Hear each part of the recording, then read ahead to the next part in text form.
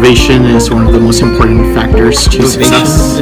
What's my key to success? So motivation is what got me where I'm at today. Motivation is the path to success. Motivation is important, and when I think of motivation, I think of motivation is what keeps me Motivation is what makes me get up in the morning. Motivation is encouragement to keep going forward in your goals in life and whatever it is you desire.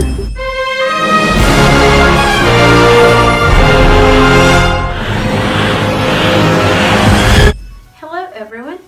Have you ever had that feeling that you have students who tend to give up easily when they encounter a new challenging task, whereas those students who are always eager to learn and want to enhance their knowledge on a particular subject? Well, that's part of the different mindsets that we have. We have students who have a fixed mindset, and we have other students who have a growth mindset. So right now I'm going to give you an example of a student who has a fixed mindset. In a fixed mindset, people believe their basic qualities like their intelligence or talents are simply fixed traits.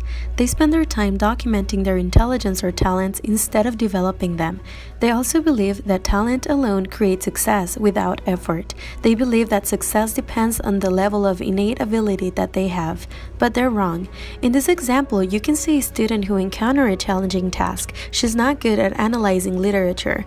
Therefore, yes, at the beginning she attempts to get the assignment done and utilizes the resources that are available to her. However, she gives up and finds a distraction, in this case, a YouTube video.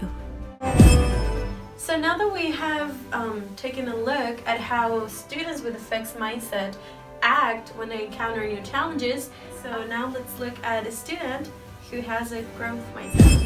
A growth mindset, on the other hand, attributes success to learning. Therefore, the individual is not terrified of failure because it only signals the need to pay attention, invest effort, apply time to practice, and master the new learning opportunity. In this example, you can see a student who is having a difficult time with an assignment. Nonetheless, she does not give up. She utilizes the resources available to her to do research and to have a better understanding of the content. Hello everyone.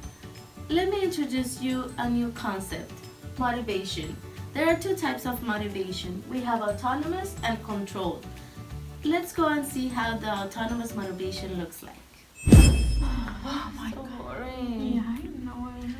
Sinaí, Carla, do you know what? I just found out they're doing a competition, and whoever does the most sit-ups, they're gonna give $500.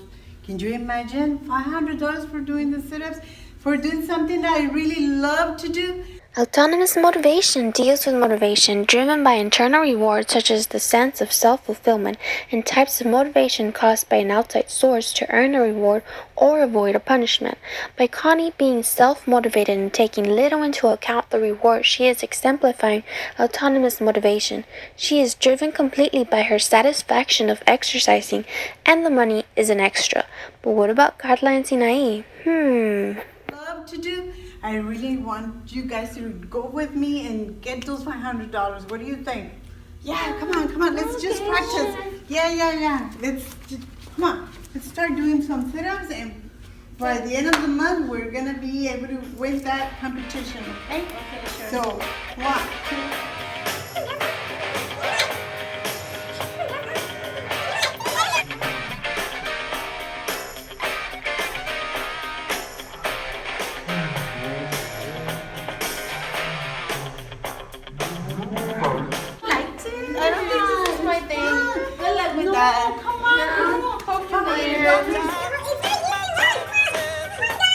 Oh, girls!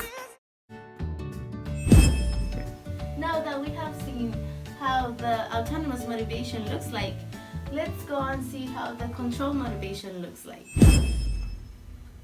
Yeah, I don't know what to do because it's super hard. Oh, it's gonna be fine. You think so? Yeah, sure. I don't know. Yeah. But I've thought about it a lot. But Maybe it's something's wrong to me in private. Can you come with me? sure, go on. Controlled motivation is when a person is motivated by a future event that might happen. It could be a reward or a punishment. It also inspires an individual to enact a behavior not because he or she wants to, but because he or she fears not to, out of a sense of obligation. Right. So the job opportunity that I was talking to you about is a conference that's going to be in Washington D.C. However, it's going to be for around close to a month. So I want you to think about it for now. You don't have to respond to me. But it's going to be a good job opportunity. You're going to be, you're going to have an increase in wages, and it's going to, it's going to be helpful for you. And I consider you, so just let me know, and I'll be expecting your call. Sounds good? Yes. All right. Well, thank you. Thank you. Here, Mesley shows this type of motivation, since she does not tell her boss no about attending the conference because she feels obligated to say yes since she was selected out of so many employees. She does not tell him no to avoid confrontation and instead juggles with the issue in her mind. Thank you.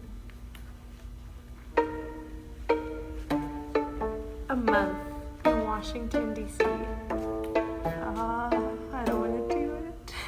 I'm not a good public speaker, and it's a conference, very important conference. However, at the same time, she thinks about the rewards that are in store for her, which are an increase in pay living in Washington, D.C., and lots of experience. So high expectations for me that I feel like experience, but no, not really. I don't want to do it. Attributions theory looks at how a person constructs the meaning of an event based on his or her motives to find a cause and his or her knowledge of the environment.